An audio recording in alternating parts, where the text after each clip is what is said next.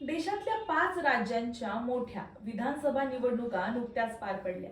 पण तुम्हाला माहित आहे का, या निवडणुकांच्या प्रचारासाठी राजकीय पक्षांनी नेमका किती पैसा खर्च केलाय? काँग्रेसच्या निवडणूक खर्चाचा आकडा आता समोर आलाय आणि तो ऐकून तुम्हाला आश्चर्य वाटेल. कारण काँग्रेसनं तब्बल 248 कोटी 60 लाख रुपये या राज्यांच्या निवडणूक प्रचारावर खर्च केलेत. पण एवढा मोठा पैसा नेमका कुठे खर्च झाला? जाहिरातींवर, रॅलींवर की सोशल मीडिया प्रचारावर? या संपूर्ण खर्चाचा हिशोब आपण आता समजून घेऊया. नमस्कार, मी सारिका आणि तुम्ही पाहताय पॉलिटिकल महाराष्ट्र.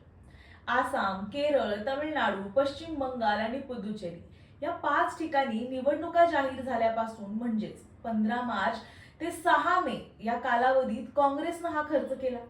निवडणूक आयोगाला 31 जुलै रोजी सादर करण्यात आलेल्या खर्चाच्या तपशिलानुसार या काळात काँग्रेसला 207 कोटी 10 लाख रुपयांचं उत्पन्न मिळालं. मात्र पक्षाचा एकूण निवडणूक खर्च 248 कोटी 60 लाख रुपये इतका झाला. म्हणजेच काँग्रेसनं या निवडणूक काळात मिळालेल्या उत्पन्नापेक्षा तब्बल 41 कोटी 50 लाख रुपये अधिक खर्च केले. आता हा पैसा नेमका कुठे गेला हे पाहणं महत्वाचं आहे. काँग्रेसच्या एकूण निवडणूक खर्चातील सर्वात मोठा हिस्सा सर्वसाधारण प्रचारावर गेला. यासाठी तब्बल 143 कोटी रुपये खर्च करण्यात आले, तर उमेदवारांच्या निवडणूक खर्चासाठी 105 कोटी 60 लाख रुपये खर्च झाल्याची माहिती आहे. प्रचारातला सर्वात मोठा स्वतंत्र खर्च पाहिला तर माध्यमांमधल्या जाहिरातींवर तब्बल 92 कोटी 50 लाख रुपये खर्च करण्यात आले. म्हणजे टीव्ही, वृत्तपत्र आणि इतर माध्यमातून मतदारांपर्यंत पोहोचण्यासाठी काँग्रेसनं मोठ्या प्रमाणावर पैसा खर्च केला. यानंतर स्टार प्रचारकांच्या प्रवास आणि निवासावर 21 कोटी 80 लाख रुपये खर्च झाले, तर राजकारण्यांच्या प्रवास आणि निवासाचा खर्च जोडला तर हा आकडा 23 कोटी 50 लाख रुपयांपर्यंत पोहोचतो.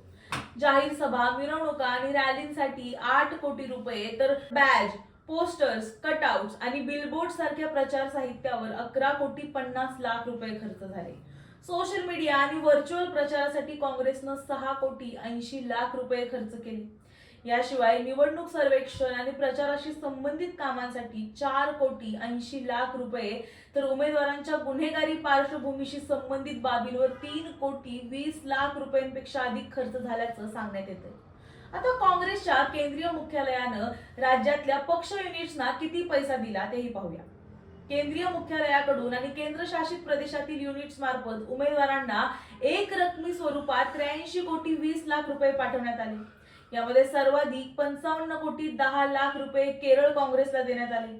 त्यानंतर पुदुचेरीला 10 कोटी रुपये, पश्चिम बंगालला 9 कोटी रुपये, तमिळनाडूला 7 कोटी 10 लाख रुपये, तर आसामला 2 कोटी रुपये देण्यात आले. निवडणुकीपूर्वी काँग्रेसकडे 22 कोटी 90 लाख रुपये रोख आणि बँक खात्यांमध्ये 146 कोटी 10 लाख रुपये शिल्लक होते.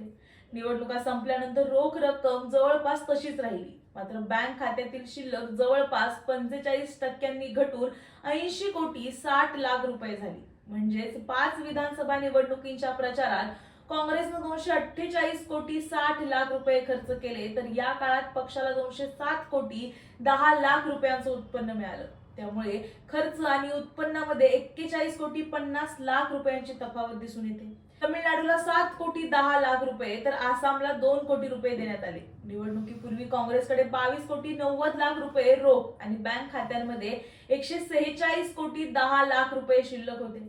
निवडणुका संपल्यानंतर रोख रक्कम जवळपास तशीच राहिली. मात्र बँक खात्यातील शिल्लक जवळपास 45% घटून 80 कोटी 60 लाख रुपये झाली. म्हणजेच 5 विधानसभा निवडणुकींच्या प्रचारात काँग्रेसनं 248 कोटी 60 लाख रुपये खर्च केले, तर या काळात पक्षाला 207 कोटी 10 लाख रुपयांचं उत्पन्न मिळालं.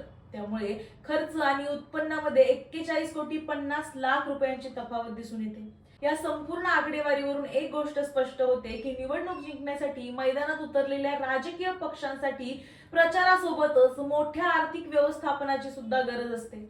जाहिराती, रॅली, सोशल मीडिया, स्टार प्रचारक आणि उमेदवारांचा खर्च या सगळ्यांवर मिळून काँग्रेसनं तब्बल 248 कोटी रुपयांपेक्षा सुद्धा जास्त खर्च केलाय. तुम्हाला याबद्दल काय वाटतं हे आम्हाला कमेंटमध्ये नक्की सांगा आणि अशाच व्हिडिओसाठी पाहत राहा पॉलिटिकल महाराष्ट्र.